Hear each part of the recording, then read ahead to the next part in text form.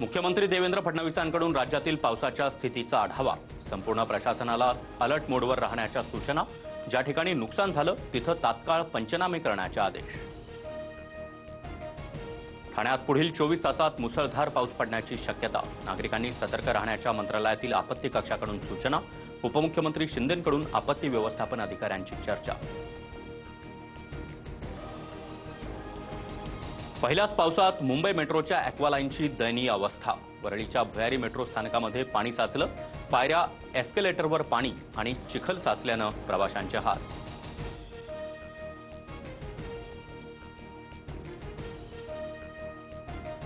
भाजप आणि मिंधेंच्या टोळीकडून 3 वर्ष मुंबई महापालिकेची फक्त लूट। एका पावसामध्ये भ्रष्टाचार उघड पडला। भुयारी मेट्रो मार्गातील पाण्यावरून उद्धव ठाकरेंचा हल्लाबोल।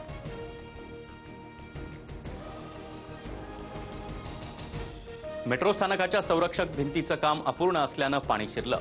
काम लवकर पूर्ण करणार। वरळी मेट्रो स्थानकाच्या दयनीय स्थितीनंतर उपमुख्यमंत्री शिंदेंची प्रतिक्रिया।